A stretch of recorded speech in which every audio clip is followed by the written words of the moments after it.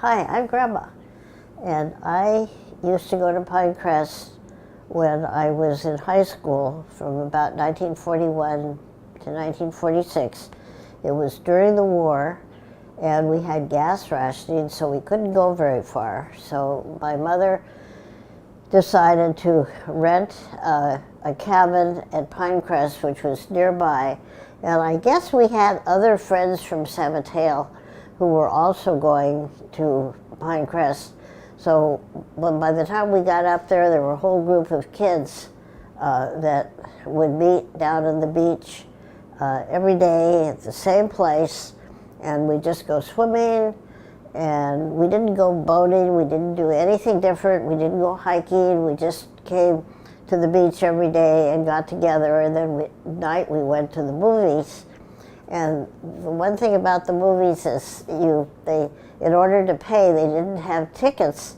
They passed a big can around, and you put your coins, maybe 25, 50 cents, in the can. And I used to put rocks in to make it sound like money. And that was the worst thing I have ever done in my life. I still stay awake nights worrying about how I gypped the movie people. But that was all we did. But it was very peaceful, and we had those friends, the same friends would come back every year. We'd add a few more, and a few more would leave, but they were friends. Most of them were family friends anyway, so we were with them for a long time. And I can remember one thing, that when we were old, we didn't have a refrigerator, we had an ice box. And the man selling ice used to come around every other day or something, and we'd buy big chunks of ice and put them in the ice box. And I do remember a vegetable man coming around also, selling fresh vegetables. But there were two stores at the time, Carl's and Diamond's. And Diamond's had really good fresh donuts every day. So we used to go down to get the fresh donuts, and then Carl's had it was a little more upscale, if you could have two restaurants in one little teeny-weeny town. And they used to have a kind of like a soda fountain. They had food and everything, but mostly it was a soda fountain on the left-hand side of Carl's, and that was where people used to meet. And then they also had the one hotel over by the hotel beach, and that had a sports shop in it, and had a very nice restaurant. So if you wanted to splurge, you would go to eat dinner at the hotel restaurant. And they had a little post office, and you had to go stand in line to get your mail. It was very simple, just very simple, beautiful weather, just do what you want. You had no idea what was going on. And that was in the olden days. And in the more recent days, when we went up, when we bought a cabin in 1961, and we would go up, even recently, we didn't have a TV. And I can remember when Nixon resigned, the lady from next door came over and said, "Nixon's resigning, turn on your radio." So we turned on this little tiny radio, sat outside, ate dinner, and listened to Nixon resigning. And I also remember one day, this is in our cabin when we owned it, so it wasn't ancient times, but there were a whole bunch of girls across the street that used to come to the same cabin every summer, like a girls' camp or girls' get-together or something. And one day they were yelling and screaming and sobbing, and it turned out that was the day Elvis died. So that was how we knew that Elvis had died, because the neighbor girls were just completely hysterical. But we didn't have television, we didn't have cell phones, and even recently when we were going, we had no idea what was going on. You'd have to go to the store to look at the newspapers, see what the headlines were. So it was a great place to go if you wanted to be isolated. Probably not like that now, because more people have television, and you're not as isolated as we were, even just recently. One thing I especially like, and Scott did this for me one time, the kids used to sleep downstairs, and Grandpa and I would sleep upstairs. And, oh, this is so personal. And he would go make his coffee, make our coffee in the morning, and he'd bring my cup of coffee up and give it to me, and then he'd go do his studying for school, and I would read my art books. And the kids were downstairs reading their comic books or still sleeping or whatever. And to me, that was really special. You did that for me the last time we went, I think. Oh, I made some coffee? Yeah, you made some coffee for me and brought it up and Nice. let me read it. I think that was the last time we went with you. And that to me is really special. Yeah, it's a very nice time in the morning. Yeah, it The was so birds. quiet. The birds were chirping, Mhm. and it was just, and that to me is Pinecrest. And then the other thing is, when we would leave Pinecrest after being up there all summer with the kids, or most of the summer anyway, we would go to Weeping Rock, which is a rock where the rattlesnakes used to be. Well, you know where it Right, is. it's over by the point. Over by the dam. And we'd go over there as the night, it's too sad, the night before we left, and we'd say goodbye. Yeah. This is like a drama. Okay, the Elmer thing was there, at least, I don't remember when I was in high school, but I do know when we bought the cabin in 1961, and maybe even when we were renting a cabin before that, when people were eating dinner, they would call, and everybody ate outside, I think. They would yell, Elmer. And then somebody next door would yell, Elmer. And then Elmer would go all over Pinecrest. You would hear, Elmer, Elmer, coming from the campground, coming from from other cabins all over Pinecrest. Where it started, I don't know. Off of that, let me tell you, there's a book up at Pinecrest that Mrs. Corey got for us, a little novel. Mm-hmm.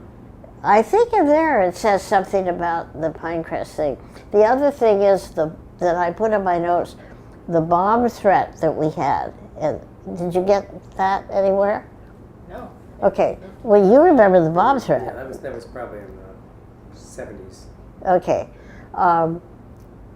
Somehow, I don't know, they didn't have alarms or they didn't have TVs then. We had heard that there was a bomb threat. You correct me if I'm wrong. A bomb threat at the Pinecrest campground for one afternoon. And somehow maybe a loudspeaker came around and told us, but they told us to stay in the cabins or stay where we were. They evacuated the campgrounds. Well, they evacuated everybody except for the cabin owners. And even the cabin owners were asked to leave, but we could have voluntarily stayed, I think. Okay, but if we stayed, we had to stay in place. We couldn't go walk around. And I remember looking out and down by the Whitfields on the end of the street, we were one house away, one cabin away from two cabins away from the campground, so we were right near it. And there was a policeman with a gun standing right on the corner there, I guess keeping people away. And then, so we all went on our sleeping porch upstairs, and we were very quiet and not knowing what was going to happen. And then it was so quiet for 2 or 3 in the afternoon. You don't realize how much noise there is from the beach. Just the common noise of motorboats and what have you. It was eerily quiet, I can remember. I just couldn't believe it. Night is quiet, but afternoon you just don't think about the background noise. And then it ended about maybe 4 o'clock. I guess the bomb was supposed to go off at 3, and it didn't go off, so everybody figured it's all over. And then somebody was, I think, selling I Survived the Pinecrest Bomb Scare t-shirts 5 minutes after the people went back. And about 2 years later, somebody was in a bar in Sonora. Correct me if I'm wrong now. And he admitted to doing this, so I guess they put him in jail. But anyway, that was very exciting. Yeah, we were there when they were having, well, one thing we missed was the 1968 Democratic Convention in Chicago, where they had that big riot at the convention in front of the hotel. We heard about that going on, but we didn't have any pictures or anything. So we were just kind of isolated. And the other thing that we were part of was the first moonshot, when they went up, and we'd heard about two people we knew had televisions, the Bastons and the Evanhoes.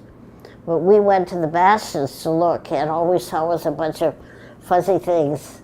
It was just, you couldn't see it. You could just imagine the guy was coming one step from mankind or whatever it was. But anyway, we said we saw it.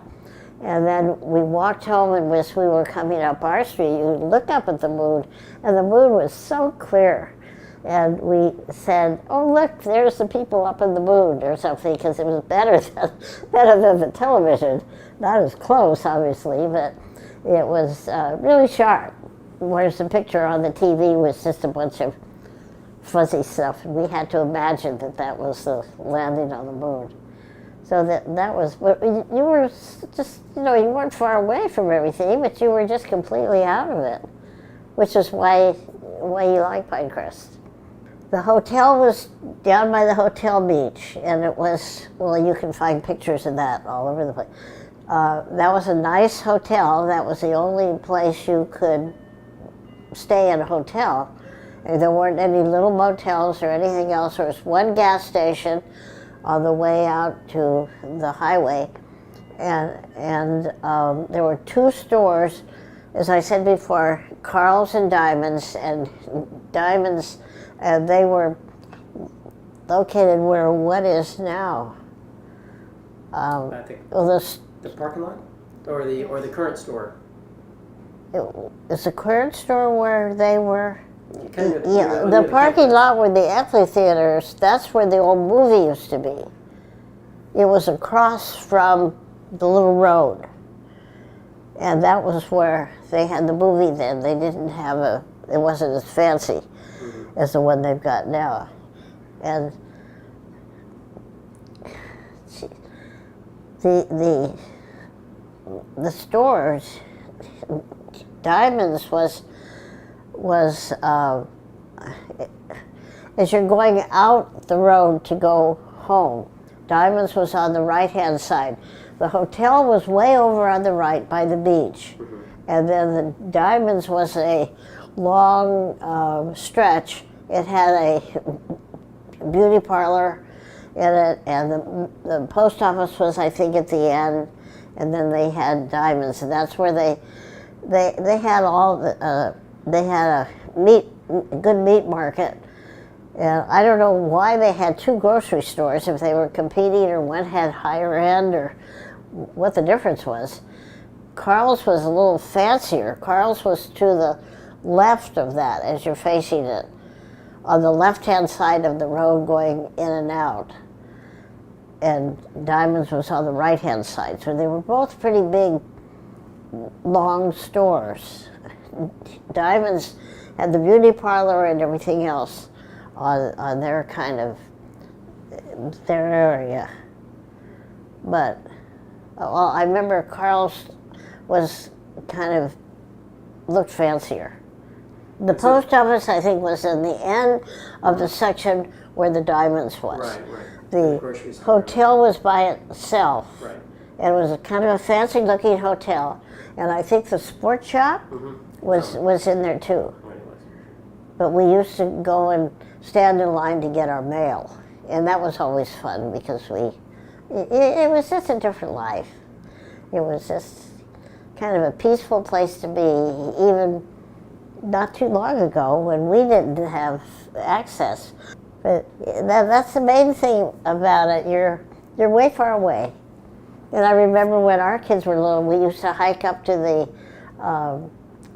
Pinecrest Peak They used to have a fire observation station up there, and the lady used to live up there all summer, all by herself with rattlesnakes crawling around and everything Bears else. too. Pardon? Bears. Remember Bears? Yes, you'd run into some bears up there. Okay, I don't remember the bears. I remember the rattlesnakes. We didn't see any bears. I even took some seahorses up, carried them up in my lap one time because somebody had to feed them, and they're very hard to feed. So I carried my seahorses up. So we had seahorses, which I think is probably unusual. Yeah, we did bring the cats up. And we had one that was practically dying, but he would go out in the snow. And he didn't go very far, obviously, but we did, when we just had cats, we took the cats up because, and they were good. They didn't run away or anything. The dogs were good. They slept on the porch all day, and kids took them for walks, but the kids were so little. With the big golden retriever, Steve would take the golden would pull him around. So it's a wonder Steve got back, because the dog was taking him all over the place. You know, sometimes when the snow was so bad and the roads were bad, to get to the cabin, we had to park at the lake and lug our stuff all the way from the lake to the cabin on a sled. We had a big toboggan-like sled, I guess. And we'd pull the turkey. We went up on Thanksgiving and everything. Pull the turkey in to get it into the cabin. But Yeah, back in those days, they didn't plow. oh, they didn't plow. Well, They that's the just reason why, yeah. okay. Well, or I just thought maybe they hadn't plowed. Maybe I didn't know. Okay, really? So if it was bad, you just always had to do that. Anyway, we'd come up, and then when we got near to Pinecrest, we would open the windows because you could smell the trees. And once we could smell the trees, that meant we were at Pinecrest. And I think we all had a good time. I really do. Thank goodness Grandpa became a teacher. And in fact, we bought the cabin in the summer of '61 when we were renting. And we went up to see what it was like in September. And then Grandpa went to school. And then the next year, I went up and stayed all summer with the kids up there. And Grandpa would come up on the weekends. And then toward the end of that summer, I would call him on Wednesday night to see if there was anything he had to bring or something like that. And he said, oh, I quit my job. And he was working for American Cat at the time. And I said, oh, that's good. And so he told me that he quit his job, and he was signed up at San Francisco State to be to go to school to be a teacher. And I think the reason he did that he saw what kind of a nice life we were leading, and he figured, you know, that looks pretty good. Maybe I'll quit my daytime job and become a teacher, and he did. And so he went to school for a year, and after that he was off all summer. So we sometimes spent the whole summer there, other times spent a good part of it and then took trips or something with the kids. But we did all kinds of things with the kids. The Rangers had special shows where they showed how they cut down trees. They had an Indian man, a Miwok Indian man. What was his name? Something. He was a Miwok Indian. Mm-hmm. And it'll come to me in the middle of the night, I know. And he would play little Indian songs, and he had his big fat Indian lady who would show things, you know, how they cooked or something. And they had shows like that. The Rangers put on shows that helped people understand about the area. And we'd go in the car and go and see them cut trees and things like that. And that was always great. Brown Tad. That's his name. And anyway, that was kind of interesting. So we didn't just sit there like we did when I was a little girl. We really went all over the place to go hiking and and walk along the Sierra Trail a little bit. We drive up the highway. We even go across the mountains and go to that. Go over to Bodie. We go to Bodie, or one time we hiked with Ted along the Sierra Crest Trail because it crossed the highway there.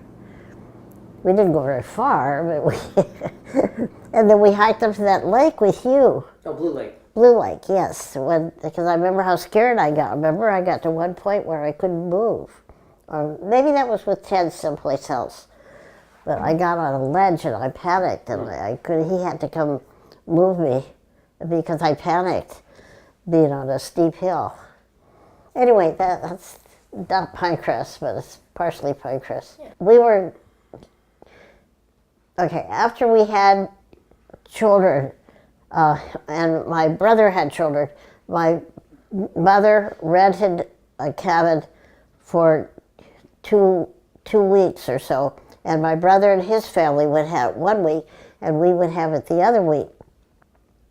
And so after my mother died in 1961, we had inherited some of her money, and I didn't realize what we had. I just knew we had something. And so one morning we woke up in Pinecrest and said, gee, it would be nice if we had a cabin. And so Grandpa went out and went to the real estate agent that was there, and it just happened that the cabin we bought, the Bowie Lodge, just came on the market that morning. And so they went over there and looked at it, and he thought it looked pretty good.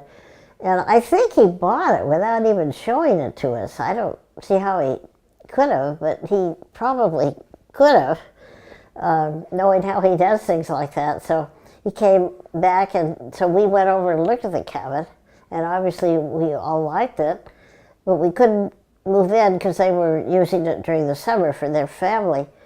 And so we didn't go up until September over Labor Day weekend to just look at it. And then the next summer is the one that we stayed for the whole summer. And then that was when he decided he was going to stay all summer. He was going to do like we were doing and stay at Pinecrest all summer. I'll tell you about one snipe hut. A snipe hut is when you take people up who don't know what you're doing, and you tell them you're going to look for snipes. And right at the end of our road, there was a big hillside, called Carl's Ski Hill, because there used to be a little area where you could actually ski. It was no trees on it. So I guess they actually used to have a little kind of a... Yeah, they had a toe there. A toe or something. I don't remember, obviously don't remember that, but... So anyway, there are a whole bunch of kids your age, right? That was your age group. Mm-hmm. Okay. And we told them we had, I don't know whose idea it was, I think it was Althea's idea. We were going to hunt snipes. So they all had to take a paper bag, because the snipe was kind of a bird, I guess. It is a bird.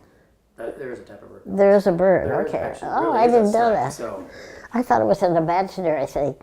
But anyway, we all went up, the kids all went up, and they sat on this hill, and they had their bags, and we, all the adults, quote unquote, were standing down on the street at the bottom of the thing, and we were bagging pans with spoons and everything. It made a lot of noise, and to get the snipes to come in the bags.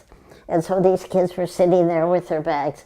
And the cabin on the right-hand side, got very upset by the noise, so they called the sheriff.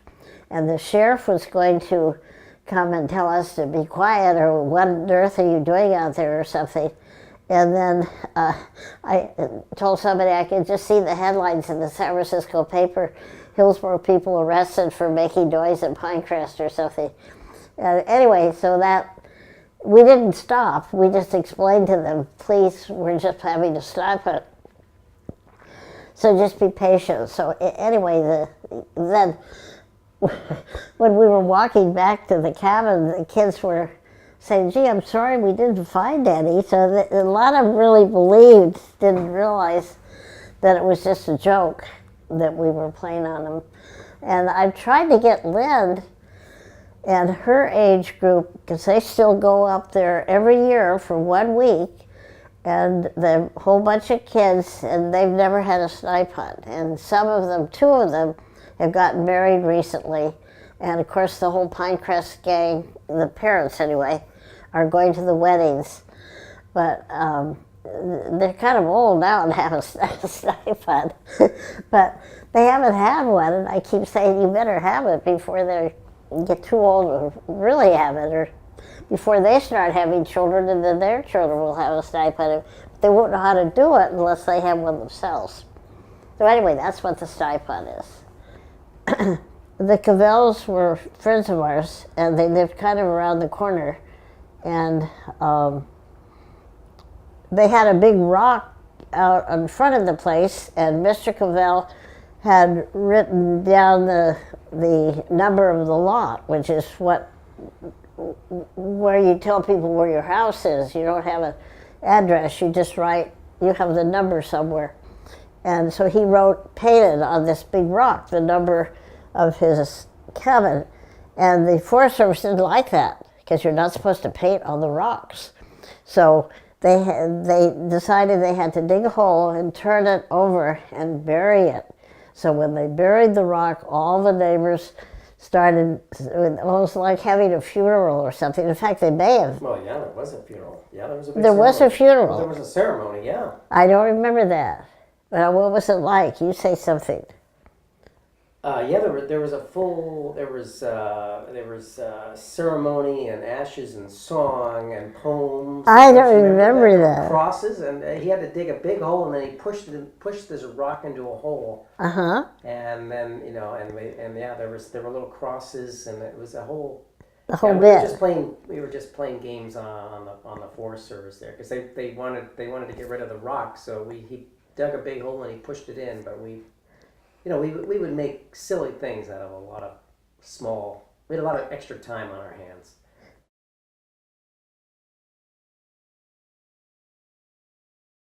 In the stores, or what did you do with all these? Yeah, so I guess just... We didn't do very much, that's why Well, no, I mean, you must have done, I mean, that's the thing, did you just hang around and play and go out and build forts, or what did you, what would you do with that many people? Yeah, or, I mean, at that age, what did you do in Pinecrest? We just went to the beach. Okay, just sat there on towels and... Yeah. Okay. And then what's the water bike? Okay, this is something that you could rent. And it was like a bicycle, and you'd pedal it, and it would make the little something go. It's a paddle boat. There were little paddles. So you were making it go with your legs, and the paddle would, you are touching me. The paddle would make the boat go, and you just rent that. And I think at the time that was probably the only thing that they had to rent. And this picture here is all our Pinecrest friends. And this is at the beach. And I guess they don't look like they have bathing suits on, do they? But anyway, we were just kind of taking a picture of all of us. And when I went during the war, we really didn't do very much because we couldn't drive anywhere. And it was mostly just the mothers up there with the kids. So that most of the time was spent at the beach, and if we got together in the afternoon or if it was raining, we'd go to somebody. Most of the people, I guess, rented cabins. And then a few of them were camping. But I only remember most of it just going to the beach and just kind of hanging around. We didn't ever go for walks or hikes or anything out of Pinecrest at the time. And then, let's see, some more. And this is Edward. He was one of the friends, and this is my mother, I think, on the bike. And this is the Captain Francie. And my father, for some reason, bought, sounds like what Grandpa would do, bought this fancy inboard motorboat for my mother and called it Captain Francie. And he brought it up to Pinecrest, and you turn it on, and in 2 or 3 minutes you were on the other end of the lake. So there wasn't really much purpose in having a boat like that in such a little lake. Tahoe, it would have been great, but so anyway, we had that just for a short time, and it sat in our garage most of the time. But that was, if he give everybody a ride, and then that was it. And I guess we eventually sold it. And this is some more picture of some more of us. These people all lived in San Mateo, so we saw them quite frequently. And what's this boat here? Is this the Captain Francis boat, or is that another boat? No, that's just a little rowboat or something. Little kind of a boat. But we didn't sail, or we didn't have a boat, or we didn't really. My brother, who was very athletic, swam the length of the lake when he was there. And then later on, when I was going up, when we had our cabin, and the kids were gone, I guess, there was one lady there who used to swim, distance swimming, and she really impressed me or encouraged me. And I swam, for a couple of summers, swam across the lake. I've tried to find the shortest distance where I could do it across the lake. But I would train, I would get up somewhat early in the morning and go down to the beach and train along where the boards were. Oh, the buoys? The buoys, yeah, where the buoys were. And you remember that? Or, well, you were probably working. Yeah, I know. You remember that? Okay, Grandpa and I'd go down in the morning. He couldn't swim. So if I drowned, I don't know, he'd just yell for somebody, he said. And so I went back and forth on the buoys to build up my endurance. And then when I did go across the lake, we'd go over to one point in the canoe, and he would, I'd swim across and he'd swim along beside me, because you weren't supposed to be out there, out of the swimming areas, without well, I don't know if you were supposed to be out there at all. But anyway, because I had a canoe beside me, I guess the water police didn't come get me or anything. So anyway, I was kind of proud of myself. I didn't do the whole length, but at least I did the width, and it was what I wanted to do. I just wish it would stay the same. And is it pretty much the same, except for a lot of people? Yeah, it's the same, I'd say, except for on holidays when, a lot of people. Yeah. Or the weekends in the summer, too, I guess. Yeah, it gets really crowded, but, yeah, other times of the year it's pretty much the same. The weather's a bit different, I guess. Less snow. Yes, I mean, yeah, we barely, a lot of years, we don't get really. A lot of what? Very little snow now. Oh, really? Yeah, this year. Because of climate change? Well, I mean, I don't know, you can call it whatever you want, but there are times now, you can go up in February and you're wearing shorts and there's no snow on the ground. Really? Not a drop of snow. Or years where they won't even close the pass, because... Right, you can go over the pass. Don't you remember they used to close the pass? Oh, yes, all I summer. couldn't, yes. Now you go in the middle of winter. Really? Yeah, we used to go over to Bodie across the. That's what we did. We didn't do that when I was a little girl, but we went over a lot, or not a lot, but we did go across. Anyway, I just hope it stays the same.